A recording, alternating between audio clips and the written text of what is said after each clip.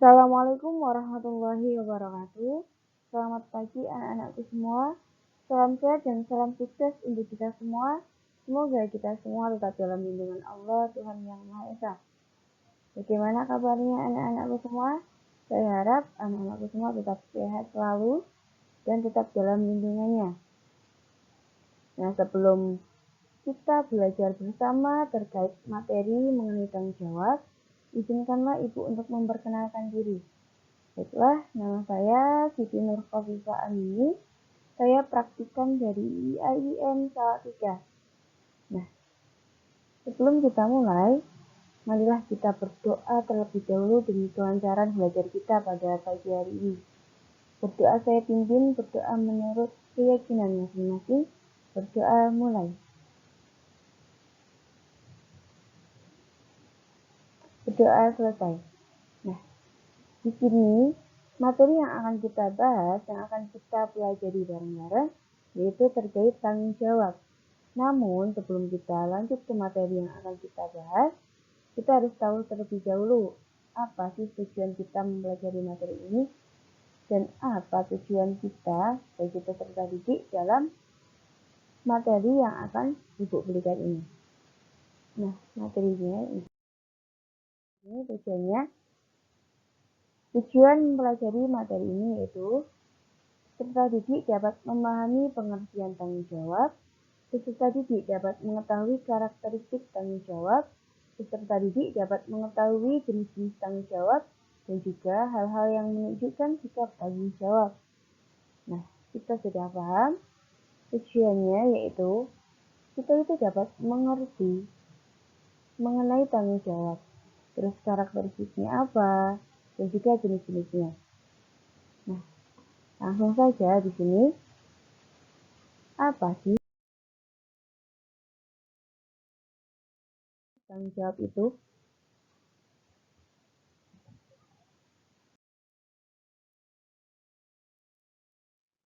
Tanggung jawab atau responsibility adalah suatu tugas atau kewajiban untuk melakukan atau menyelesaikan tugas dengan penuh kepuasan yang harus dipenuhi seseorang dan mempunyai konsekuensi terhadap kegagalan. Maksudnya apa sih? Nah, kita seorang pelajar, kita seorang siswa yang dituntut untuk belajar dan pastinya mendapatkan sebuah tugas dan kewajiban. Nah, yang harus kita lakukan itu apa? Yang harus kita lakukan yaitu dengan cara menyelesaikan tugas yang telah diberikan kepada kita dengan penuh sungguh-sungguh agar apa sih? Agar kita mencapai sebuah kepuasan. Agar kita mencapai sebuah kepuasan. Jika kita tidak melaksanakan tugas kita, kewajiban kita dengan tidak sungguh-sungguh, maka akan menyebabkan sebuah kegagalan. Kok bisa gitu sih, Bu? Nah, kenapa bisa seperti itu? Misal nih, kita diberikan suatu PR, namun PR-nya tidak kita kerjakan. Maka konsekuensinya apa? Mungkin kita bisa tidak naik kelas, prestasi kita menjadi menurun, dan bahkan lebih parahnya lagi, kita bisa dikeluarkan dari sekolah. Nah, lanjut di sini, apa saja karakteristik siswa yang bertanggung jawab? Oke, kita bahas satu persatu.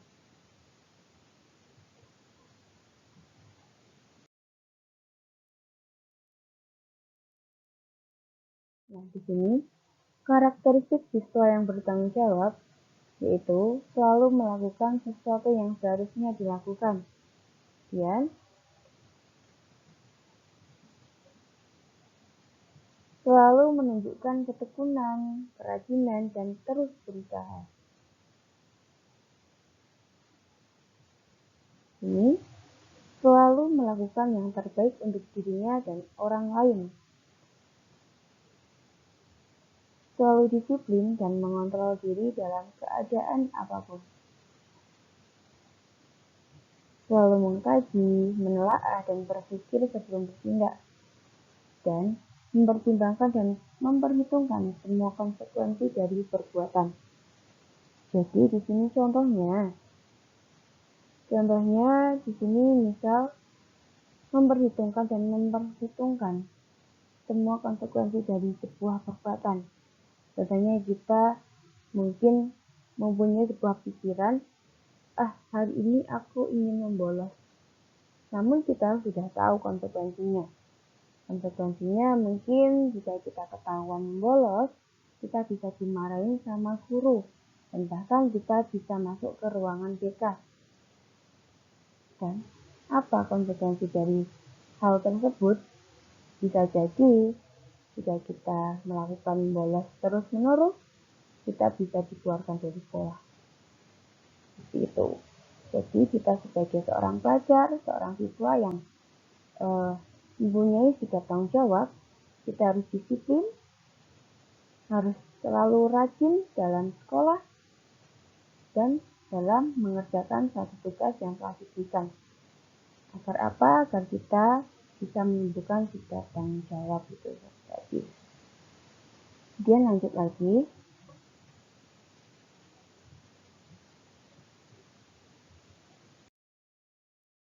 Nah, jenis-jenis tanggung jawab. Apa saja sih jenis-jenis tanggung jawab itu?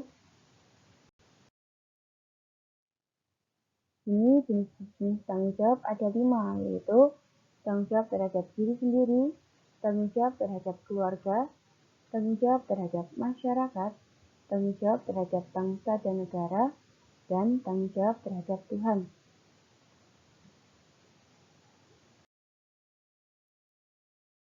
Tanggung jawab kepada diri sendiri yaitu menjaga keamanan diri, menjaga kebersihan, menjaga kesehatan dan gizi agar tetap seimbang, melaksanakan apa yang sudah dijanjikan, bertanggung jawab terhadap perkataan dan perbuatan, bertanggung jawab dengan keputusan yang diambil. Nah, kita sebagai seorang pelajar, kita juga mempunyai tanggung jawab terhadap diri sendiri, yaitu menjaga keamanan diri, dan menjaga kesehatan. Nah, contohnya kita rajin olahraga, kemudian kita tidur yang cukup, nggak boleh begadang. Itu kemudian di sini bertanggung jawab terhadap perkataan dan perbuatan. Nah, karena kita tahu bahwa sesuatu yang kita ucapkan pasti harus dapat dipertanggungjawabkan. Misalnya nih, kita izin sama orang tua kita mau main, terus izinnya jam 4 harus sudah di rumah, harus sudah pulang. Nah, yang harus kita lakukan, maka ya kita pulang dari main jam 4, ya kita sudah harus pulang. Itu. Dan lanjut lagi di sini, yaitu tanggung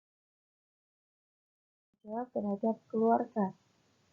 Tanggung jawab terhadap keluarga yaitu menjaga nama baik keluarga, memelihara kebersihan, kenyamanan, keamanan dalam keluarga, memahami peraturan yang telah ditentukan, kemudian menjaga keharmonisan keluarga dengan saling menyayangi, menghormati, dan menghargai, dan membantu pekerjaan rumah. Mungkin dari sini teman-teman sudah pada paham kan terkait tanggung jawab terhadap keluarga.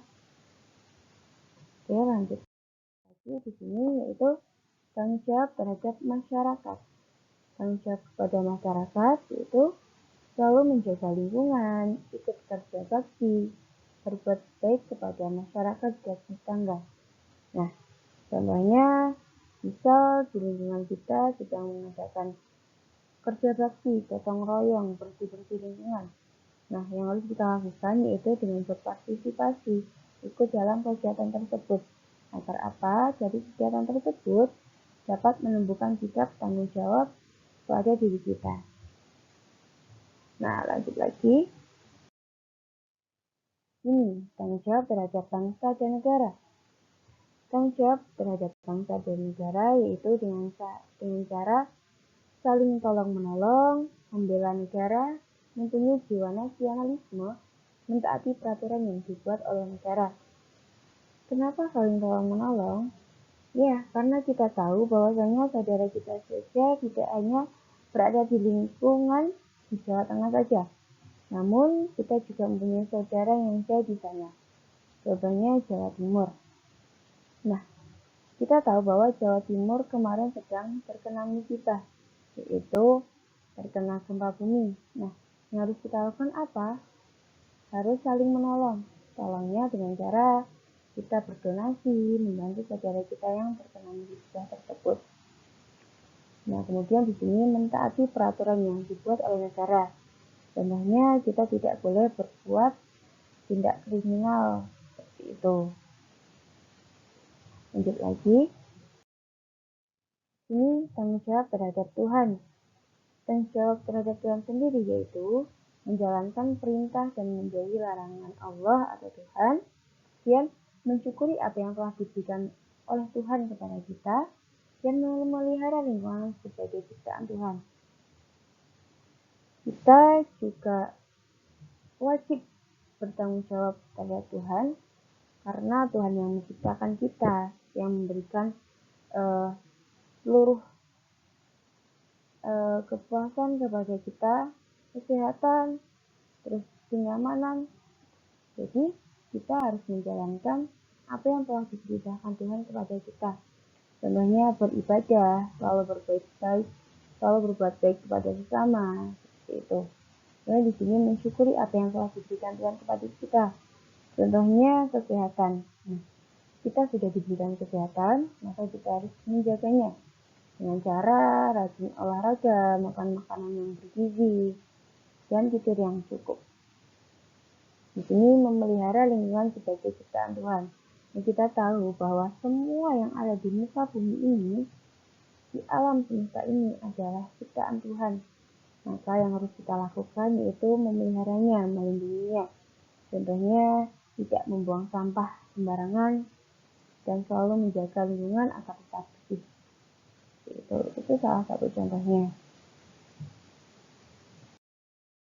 Nah, di sini pada konteksnya, apa saja sih tanggung jawab seorang siswa?